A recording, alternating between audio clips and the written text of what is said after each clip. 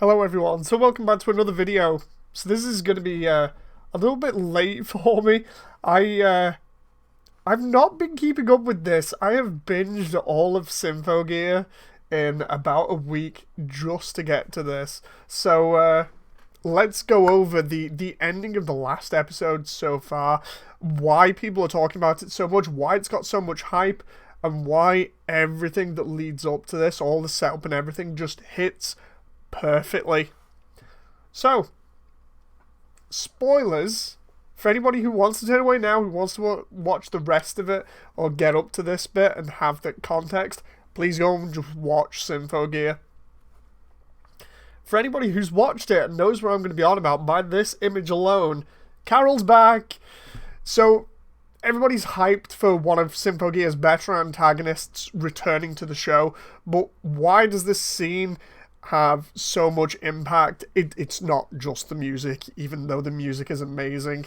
So to give it some context here, Carol was the antagonist of GX, or Season 3, where she was out to destroy or dissect the world in an attempt to understand it, as she claims, but more to get revenge on it for the death of her father, because he performed alchemy, or a miracle, which in turn caused the other villagers that they lived with at the time to deem him unworthy to perform them, and thus they burnt him at the stake.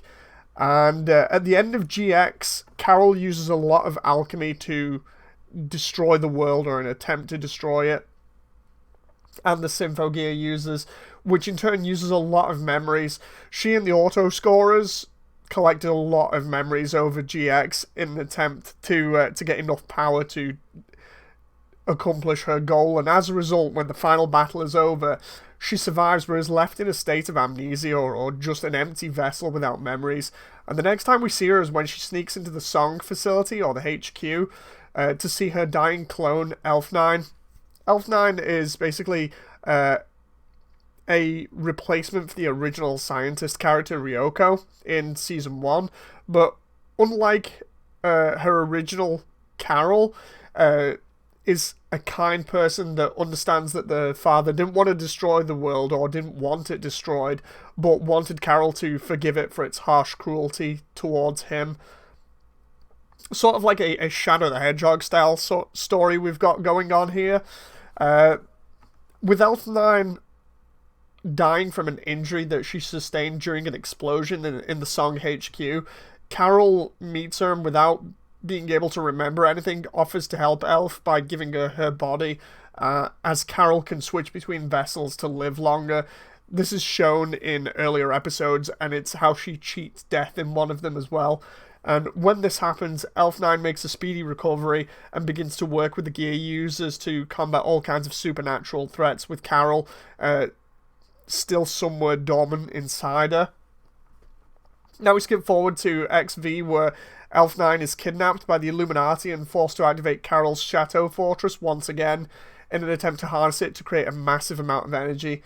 Now, Elf9 activates the Chateau and has served her use, but curiously, when the Illuminati try to peer more into her in an attempt to destroy her mentally, they find Carol lurking inside, who automatically defends herself and is just like, get away from me, and they accidentally awaken her as a result. And this is what triggers the auto scorers, that are basically her loyal puppets, to come to her aid and save Elf9, claiming she's not the master they know, but she looks like her, and she's somewhat like her, so they'll defend her down to the very last one.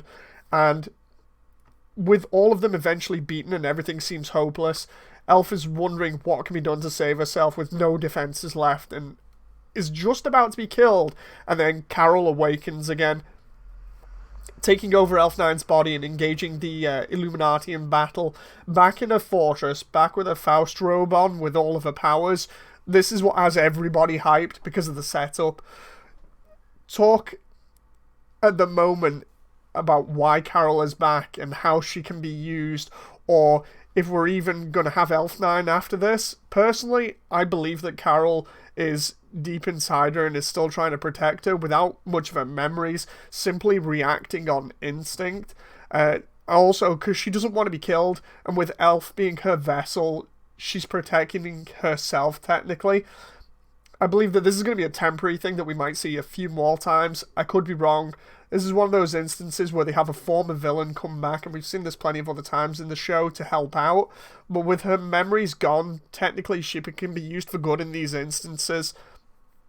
It all depends on how she's been engaged. My final thoughts on this are, this was amazing to marathon all of the seasons up until this, just to see this happen, because getting to this point was fantastic. Symphogear has this neat way of getting you hyped and excited for these fights. It's a mix of the story being crafted just right, with the stakes being raised again and again and again, with some amazing songs behind it, and placed at just the right time.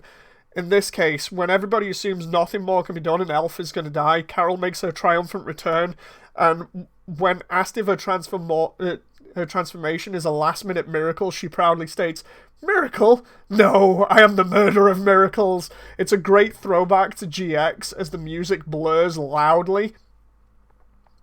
This is why everybody is hyped, because the setup that has given us this character that we know is strong was great, and against the enemies that she's facing that have yet to do anything really to normal Symphogears without even Ignite modules being activated, this should be a battle that's won.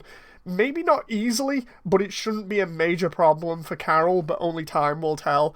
Either way, it's pulling off that usual thing that Symphogear does of upping the stakes and making everything a huge spectacle, and I absolutely loved it. It was done very, very well, and they played this right till the last moment and then just hit you with it, and it feels absolutely amazing. Anyway, I can't wait for the next episode to see what happens, to see whether I'm right, and I want to see this battle. I really want to see this battle. Anyway, I'm super excited. I'll see you on the next one. Hopefully you've enjoyed this. If you watch Symphogear, what do you like about it? What do you not like about it if you haven't bothered to watch up until now? I really just enjoy it. Anyway, I'll see you guys in the next one. Bye!